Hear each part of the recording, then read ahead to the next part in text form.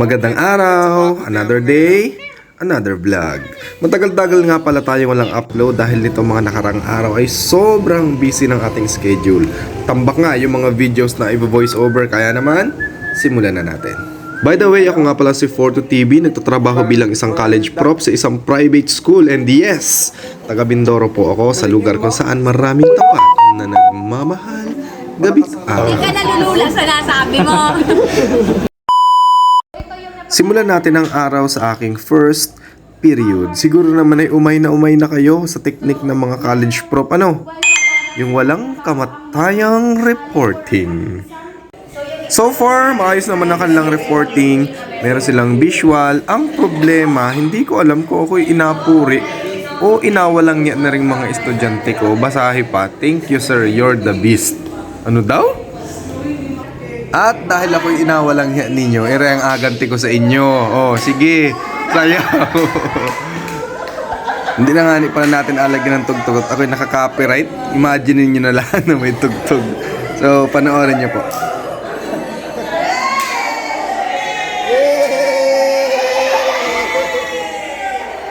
Oh, ang iksi! Yun na, hindi ko tapos ah. Oh, yan.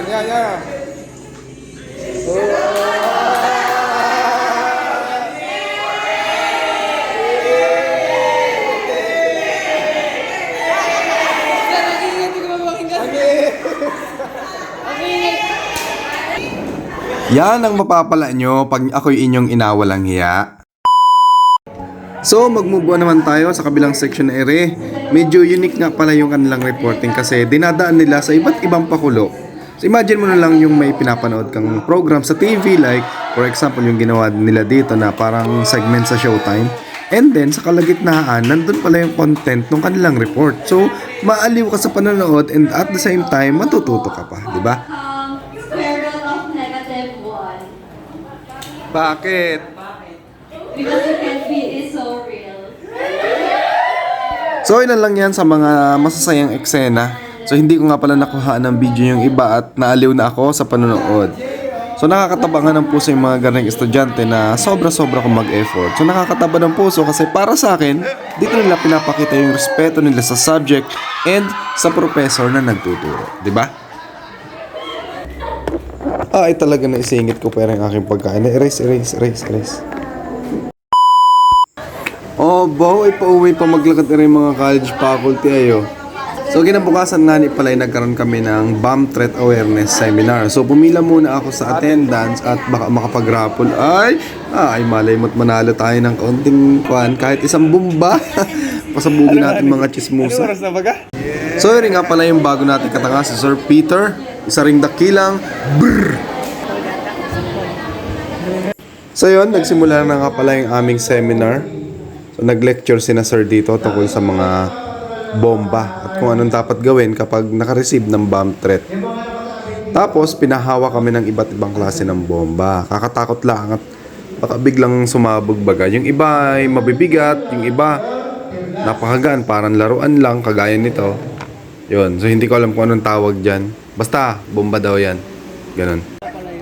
So yun, sa last part po ng seminar ay nag-conduct sila ng drill. Pero habang kami nag-iintay, ayun, kwentuhan muna. Tapat akong nagmamahal. Gabit araw. Hindi ka nalulula sa nasabi mo. Huwag ka na kumuntramado, yung masira ang diskarte ko ay. So yun na nga pala, nagagawa na sila ng bomba. Ewan ko anong tawag sa bomba na yan, pero para siyang boga. So yun nga, apaputokin. Tingnan natin kung gaano kalakas. Yung kabilang dulo nga pala may tinatakid silang parang, ewan ko, parang igniter yon, tapos apaputokin yung dulo. Yon, ganun kalakas. Ganun pala kahina. So, meron silang pangalawang ginawa na na bomba. Tingnan din natin kung gaano kalakas. Ganun din siya sa dati, parang meron siya kinakabit dun sa dulo. Tapos, pagdating dun sa kabila, yon, maputok na. Tingnan natin.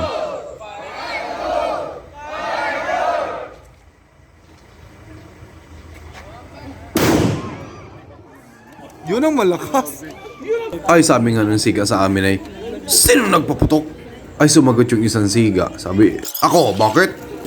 Ay, sabi nung nagsisigaw ay, Ang lakas. Bingi ako ay. Isa pa daw. Hanggang dito na nga lang pala ang ating maigsing vlog. Ako nga pala si Forto TV. Tapat na nagmamahal gabit araw.